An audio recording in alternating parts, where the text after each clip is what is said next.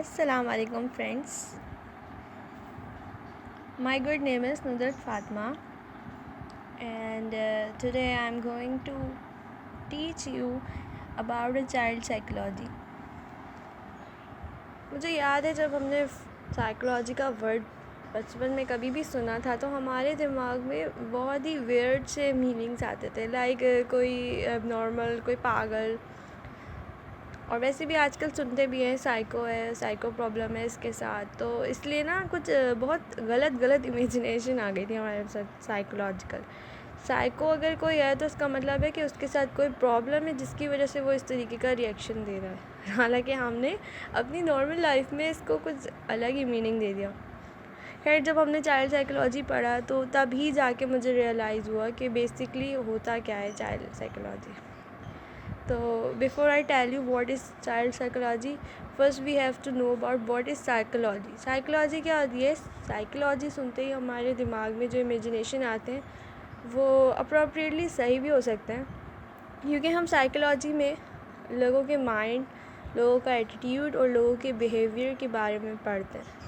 The study of mind, behaviour and attitude is called psychology.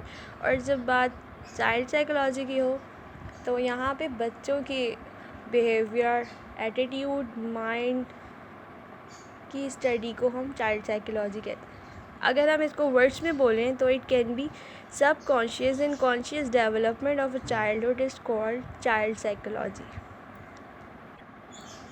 यानी बच्चों की जो डेवलपमेंट हो रही है, भले वो कॉन्शियस लेवल की डेवलपमेंट हो या सब कॉन्शियस, तो उस डेवलपमेंट का जो प्रोसेस होता है चाइल्डहुड में उसको हम चाइल्ड साइकोलॉजी कहते हैं। यानी कि बच्चों का रिएक्शन, बिहेवियर, एटीट्यूड, रिस्पॉन्स कैसा कर रहे हैं, उनकी डेवलपमेंट फिज़िकल हो या फिर मेंटल हो, इस चीज़ों को हम चाइल्ड साइकोलॉजी कहते हैं। लेकिन जब हम सुनते हैं चाइल्ड साइकोलॉजी तो फिर दिमाग में एक चीज़ और भी तो आती है, आखिर हम पढ़ते क्यों हैं? ये सोचना चाहिए हमें इस बारे में कि अगर हम कोई चीज़ पढ़ रहे हैं तो उसकी रीज़निंग क्या है। अगर आपको यही नहीं पता कि आप कुछ पढ़ रहे हो और क्यों पढ़ रहे हो, तो फिर आई थिंक आपका बेमकसद हो गया पढ़ना। तो पढ़ने से पहले आपको उस चीज़ का मकसद पता होना चाहिए।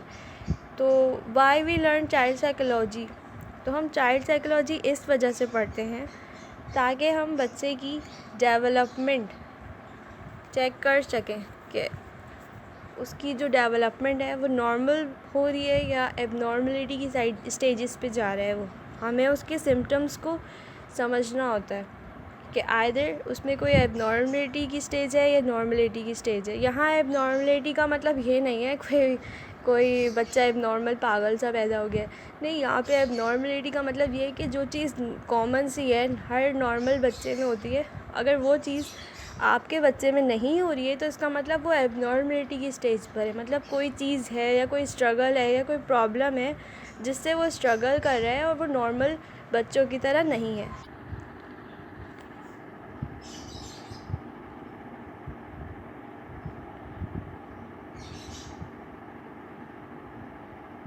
साइकोलॉजी जो होती है हमें डिफरेंस बताती है नॉर्मल एंड एबनॉर्मलिटी स्टेज में बच्चे की।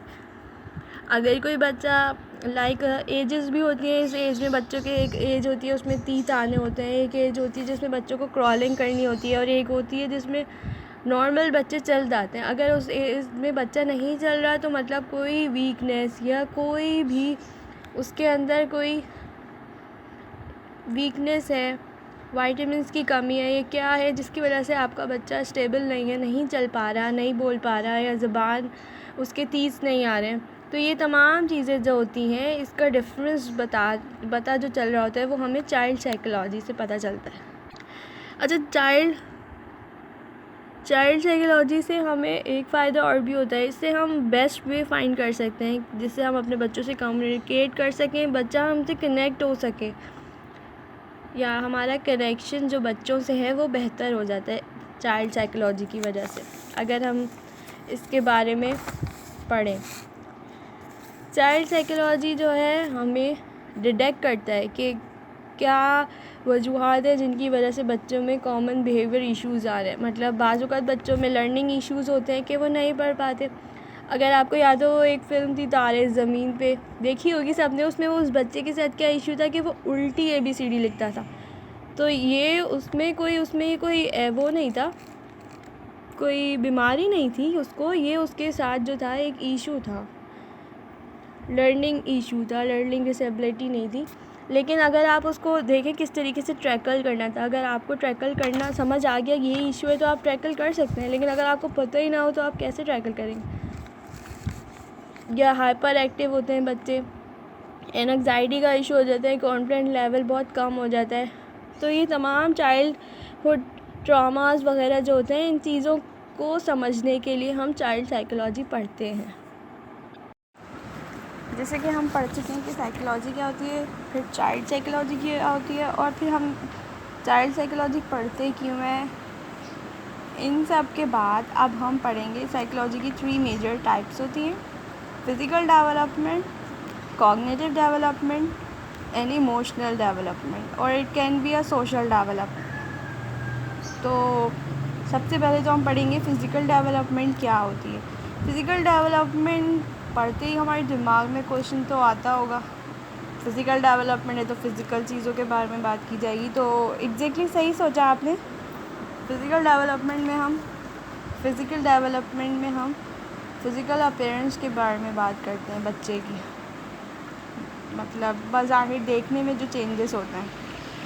It can be a predictable sequence of events.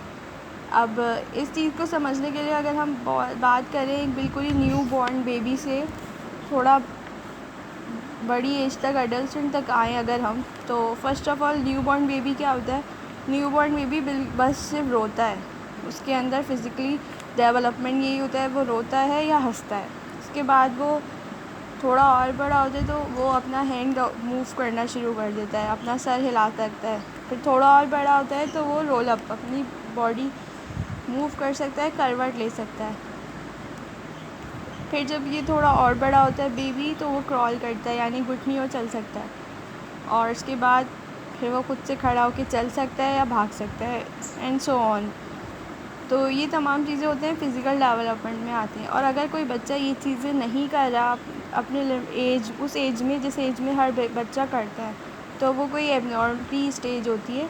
फिर हमें देखना होता है कि क्या चीज़ है जिसकी वजह से ये बच्चा नॉर्मल बच्चों की तरह ना क्रॉल कर रहा है, ना ही चल रहा है। बाज़ औक़ात बच्चों के अंदर वाइटामिन्स की कमी होती है, कैल्शियम की कमी होती है, उनकी बोन स्ट्रॉन्ग नहीं होती, तो वो ईज़िली खड़े भी नहीं हो पाते।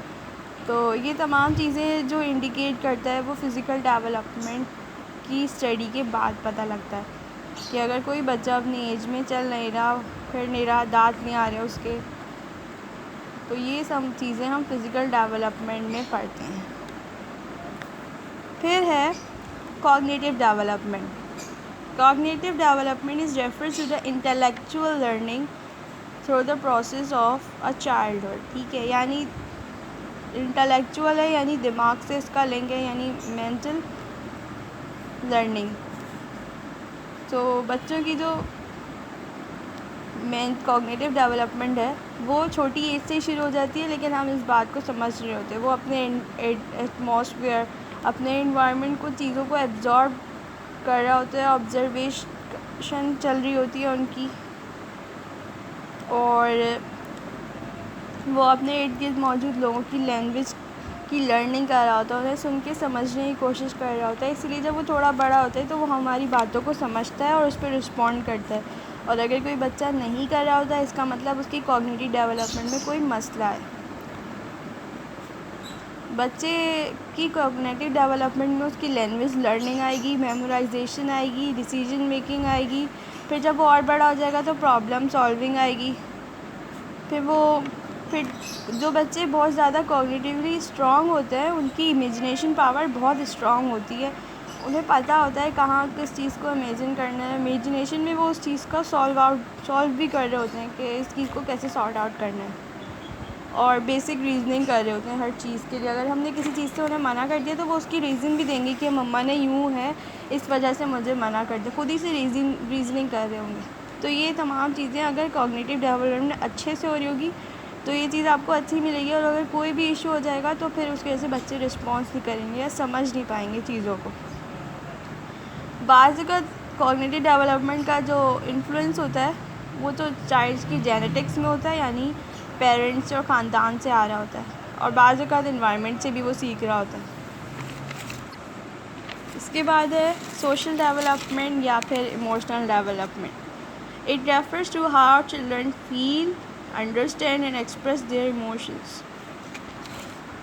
सोशल है या इमोशनल हो, इसको ये तो नेम से ही क्लियर हो रहा है। सोशल है तो मतलब इंटरेक्शन की बात होगी आपस में लोगों से, और इमोशनल है तो मतलब फीलिंग्स की बात हो रही है।